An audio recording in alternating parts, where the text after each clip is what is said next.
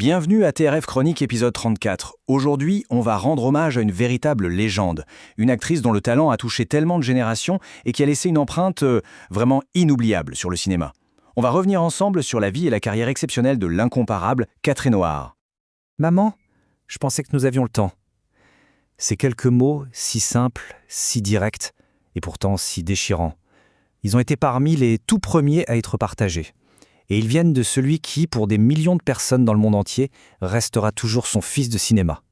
Une phrase qui résume parfaitement ce sentiment de choc, de perte soudaine. Le 30 janvier 2026, ce jour-là, la nouvelle de sa disparition a créé une véritable onde de choc qui a déclenché une vague d'amour et de tristesse immense. Et c'est ce message en particulier, qui a ouvert le bal des hommages.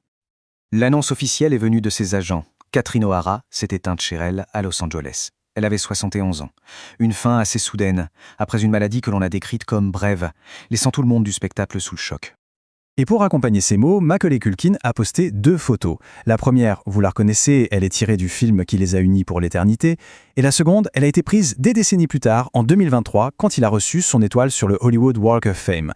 Ces 2 images, elles racontent une histoire, celle d'un lien très fort qui a clairement dépassé les plateaux de tournage. Alors oui, sa carrière est immense, elle est pleine de rôles incroyables, mais il y en a un rôle en particulier qui l'a vraiment fait connaître dans le monde entier et qui l'a inscrite pour toujours dans l'histoire du cinéma. Le rôle qui a fait d'elle, la mère de toute une génération.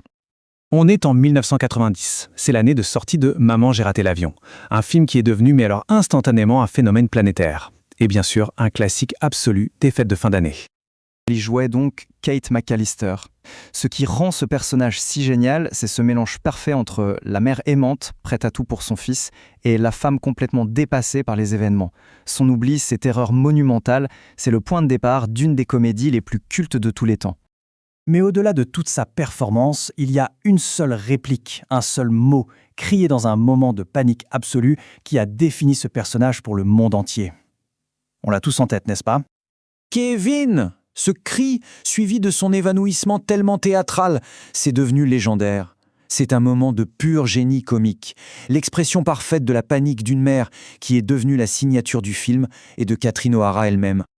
Mais attention, la réduire à ce seul rôle, ce serait vraiment une erreur. Maman, j'ai raté l'avion lui a bien sûr apporté une célébrité mondiale, mais son parcours était déjà rempli de performances géniales et complètement décalées bien avant ça. Et quelle carrière! Regardez un peu. En 1988, elle est l'inoubliable Delia Ditz dans Beetlejuice, la belle-mère artiste complètement hystérique. 2 ans plus tard, c'est la gloire avec Home Alone. Et puis des décennies après, elle revient en force avec le personnage iconique de Moira Rose dans Schitt's Creek. Son accent improbable, ses perruques, un rôle qui lui a d'ailleurs valu un Emmy. Et jusqu'au bout, elle a continué de nous surprendre, en reprenant son rôle dans Beetlejuice, et même en rejoignant la saison 2 de The Last of Us. Au-delà des personnages qu'elle a incarnés, la grandeur de Catherine O'Hara se mesure aussi à travers les mots de celles et ceux qui ont travaillé avec elle. Leurs hommages nous en disent long sur la femme derrière l'actrice. Dan Levy, qui jouait son fils dans Schitt's Creek et qui a créé la série, il parle de « danser dans la lumière chaleureuse de son génie ». Je trouve que ces mots sont parfaits. Il ne parle pas seulement de son talent immense, mais aussi de sa présence, de sa bienveillance sur un plateau. Pedro Pascal, avec qui elle a tourné sur The Last of Us, exprime une perte vraiment profonde, immédiate. Il y a moins de lumière dans mon monde. C'est une phrase très forte qui montre à quel point elle a pu marquer les gens, même ses collaborateurs les plus récents. Et puis, Michael Keaton, son partenaire dans Beetlejuice. Il nous rappelle que leur amitié datait d'avant même ce film culte. Ma fausse épouse, ma fausse ennemie et ma véritable amie. Sans dit long sur la profondeur de leur lien, bien au-delà des caméras. Alors, qu'est-ce qu'elle nous laisse, Catherine O'Hara ? Son héritage est absolument immense et profondément ancré dans notre culture. C'est bien plus qu'une liste de rôles en fait, c'est une façon unique de faire de la comédie. Cet héritage, c'est d'abord une maîtrise totale de la comédie, que ce soit dans le geste ou dans la parole. C'est aussi cette capacité incroyable à créer des personnages complètement excentriques, mais qui restent toujours profondément humains et auxquels on s'attache. Elle a été une source d'inspiration pour tellement d'acteurs, et pour nous, elle a été une présence familière et aimée à l'écran pendant plus de 50 ans. Et pour finir, il reste une question. De la mère paniquée de Maman, j'ai raté l'avion à la diva fantasque de Schitt's Creek, chaque rôle était un cadeau.